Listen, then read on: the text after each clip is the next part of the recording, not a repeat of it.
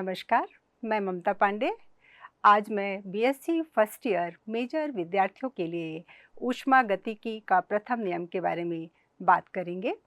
लेकिन नियम शुरू करने के पहले कुछ ऐसे शब्द हैं जो मुझे फ्रिक्वेंटली वहाँ पे यूज़ करने पड़ते हैं। ऊष्मागतिकी निकाय, ऊष्मागतिकी में निर्देशांक, प्रक्रम, साम्यावस्था। इसलिए पहले हम उनके लिए विस्तृत जानकारी लेंगे। ऊष्मागतिकी सिस्टम क्या है, आप ये देखिए। सिस्टम सराउंडिंग से एनर्जी और मैटर के एक्सचेंज को बताता है। जैसे कि हम अपने सामने फिगर पे देख सकते हैं। पहला है आपका ओपन सिस्टम। इसमें दो एरो बने हुए हैं, एक आपका एक्सचेंज ऑफ एनर्जी है, दूसरा एक्सचेंज ऑफ मैटर है। तो ओपन सिस्टम में एनर्जी और मैटर दोनों ही एक्सचेंज हो सकते हैं सराउंडिंग के साथ। दूसरा है आपका क्लोज सिस्टम। इसमें एनर्जी एक्सचेंज हो सकती है बट मैटर एक्सचेंज नहीं होता। तीसरा है आइसोलेटेड सिस्टम। आप सब जानते हो थर्मस फ्लास्क इसका एक बेस्ट एग्जाम्पल है। इसमें ना तो हीट चेंज हो सकती है, आदान प्रदान हो सकती है, और ना ही मैटर चेंज हो सकता है।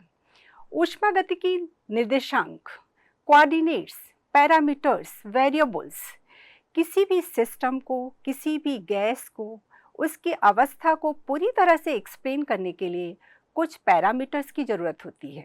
आप सब जानते हो। इसलिए बेसिक आपके पैरामीटर्स हैं प्रेशर, वॉल्यूम एंड टेम्परेचर।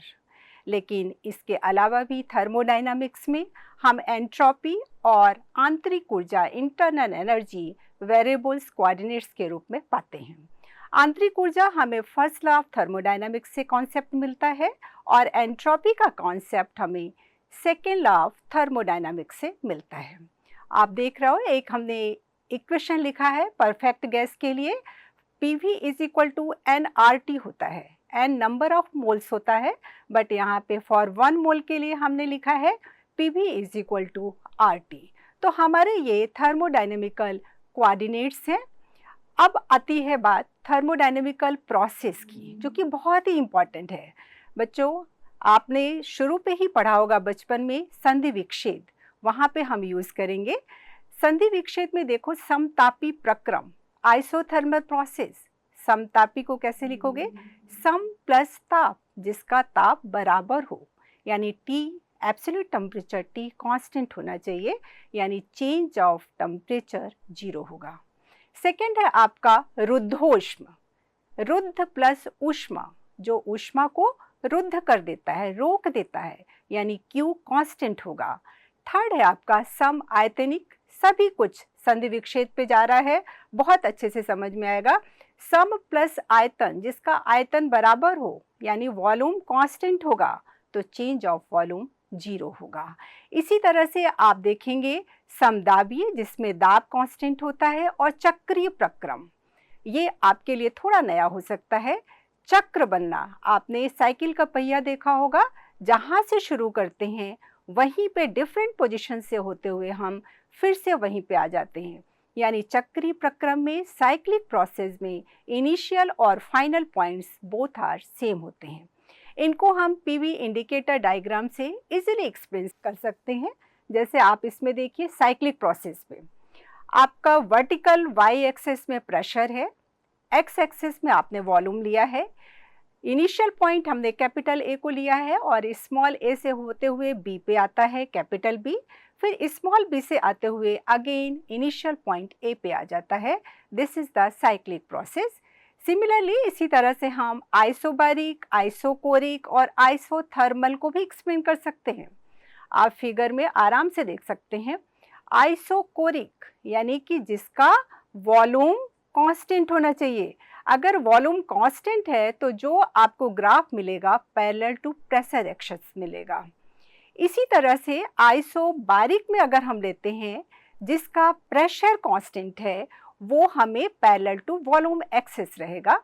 आप देखिए इसमें जो हाइपरबोलिक कर्व है, किसी भी एक पॉइंट को आप जज करेंगे, ग्रेजुअली अगर प्रेशर बढ़ रहा है तो वॉल्यूम कम होगा, प्रेशर अगर कम हो रहा है तो वॉल्यूम बढ़ेगा।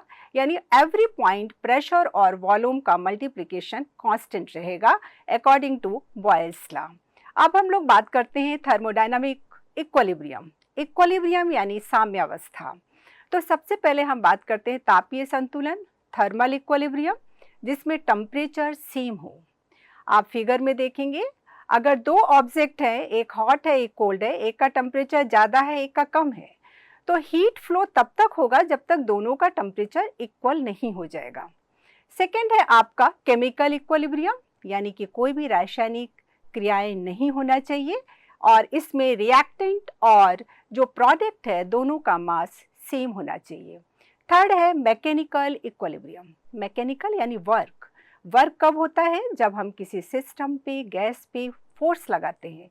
मीन्स अगर हमें मैकेनिकल इक्विलिब्रियम की बात करनी है तो फोर्स को 0 रखना पड़ेगा, जो कि आप थर्ड वाले में देख सकते हो कि फोर्स 0 है, तो ए और बी सिस्टम आपके मैकेनिकल इक्विलिब्रियम में है। आशा करती हूँ कि आज जितना भी हमने आपको समझाया है, बताया है, सभी को बहुत अच्छे से समझ में आया होगा और जल्दी ही हम मिलते हैं। Thank you so much.